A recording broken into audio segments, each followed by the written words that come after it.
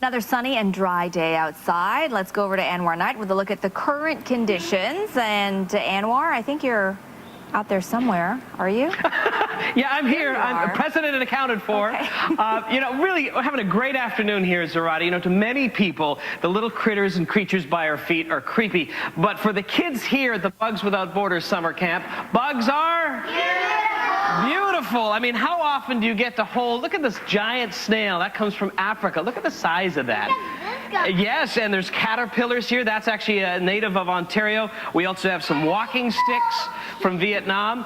Bugs Without Borders is the city's only live insect education program that travels around, and they've been hosting summer camps throughout the summer across the city. And this is valuable lessons for children to show the importance and the value that insects play in our shared world. And, increasingly, it's very difficult to get that encounter with nature, especially in the city. I mean, sure, you may see the odd fox and that sort of thing, and if you go to cottage country, deer and owls and snakes and all that. But in terms of bugs, this is the magic of these creatures, because you can just go in the backyard, look around, and you'll have that encounter. In fact, they've been loading up some of the creatures that they find in the terrariums here. So we're going to learn a little bit more what they're learning. But the key here is we're having fun, right, guys? Yeah. So nobody's creeped out? No. Okay, I bet you Zarada would be creeped out with the snail. Let's take a look at our current conditions. We'll start off now with our satellite. We'll come up with some names. We'll have more coming up. Back to you, Zarada and Ken. This one's yours, Zarada. Yeah, she is squealing. All right, thank you. Magic of Mother Nature as we broadcast live, hanging out with Bugs Without Borders. This is not a leaf. This is actually a ghost mantis, a praying mantis. Sabina Esposito has a different type. Which one is that one? I have a spiny Asian stick insect. These are from Asia, originally. Yes. And I understand praying mantis are the only insect that actually can move their heads.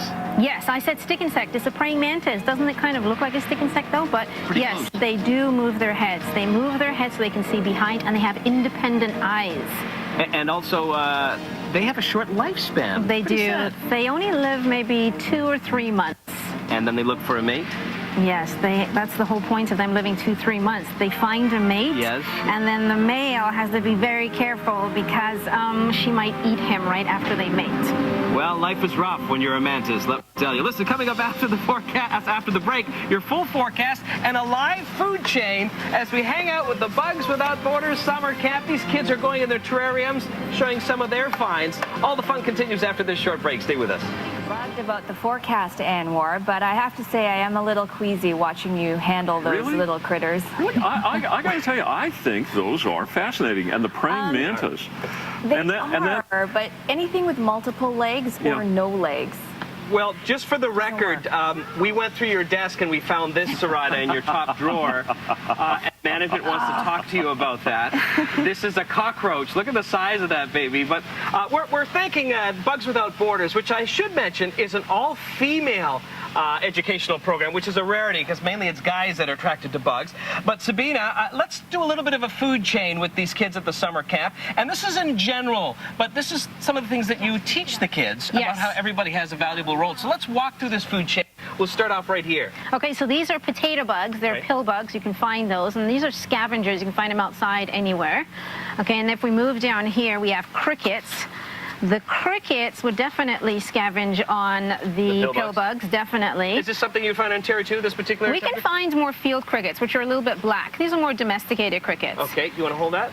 And then from there, now, I know we don't have these particular cockroaches in Ontario, but part of that chain typically would be a cockroach that would eat then the crickets? Yes, they would eat the dead crickets, definitely, yes. And then from there, look at this one.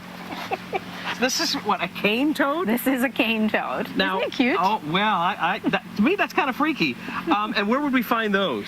This is from Australia. Okay. It's quite a large toad, and you can see his big back legs, but he would definitely yummy those cockroaches. What would be the defense mechanism for a cane toad? He actually has these 2 glands here, and when he's afraid, he kind of liquid comes out of it. Is it poisonous? It is, but not to humans, not to us. Okay. No, we're good. Hey, does she know that? Okay, so and on top of this food chain, Sabina, you get that next one as the kids all have their insects, and this is what the whole summer camp is about. Hands-on experience. Nobody's afraid, right? No. Okay, so take a look now at what the top of this particular food chain. We had the cane toad, and the cane toad would have to watch out for this. And what is Yes. this? This is a python. This is a ball python. And snakes in general would eat frogs. No They would problem. definitely, yeah, definitely. So this is a really unique experience for the kids through the summer camp. Have you ever had a problem where some of the kids were initially afraid? Yes, they come here sometimes to overcome their fear. But when they leave bug camp, they are touching everything. And it's also an experience. They learn so much about not being afraid about insects, right? Which is so important. It's very important. Does anybody want to touch the snake? Yeah. Nobody's freaked out? No. I bet you Zoraida at the studio has now run into the green room. She's really freaking out. All right, let's take a look at your forecast. You guys can go ahead and touch the python. We'll take a look at your forecast. We'll start off by letting you know 400 legs on your hand. This is a millipede. Where is this coming from, Sabina? Africa. And this is, you said, the largest in the world? Yes, it's the largest giant African millipede in the world. But harmless. Harmless, it only eats fruits and vegetables. Well, isn't that something? In fact, most of the insect world are really harmless, and people don't know that. They are. They don't harm people. People want to remember the ones that bite you or hurt you, which is less than 5%. There are a million different insects in the world. Well, that's what Bugs Without Borders Summer Camp is all about. We'll have a forecast recap after this short break. You guys are learning lots, right? Yeah.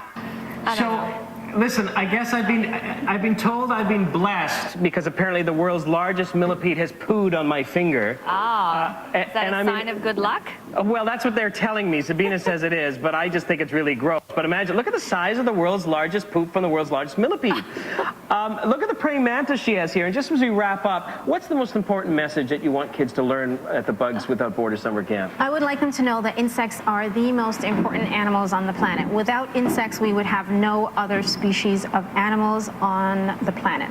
Isn't that something? You guys learned a lot, right? Yeah. Okay, so who wants to clean the poop off my finger? Because I'm really grossed out. I think we got two here. Oh my God, it's still going! Oh my God! Do not. Back to you. Look at this. Yeah, no, we don't want to look at that. Hey, it's part of nature. Yeah, do not Oh my zoom in. goodness!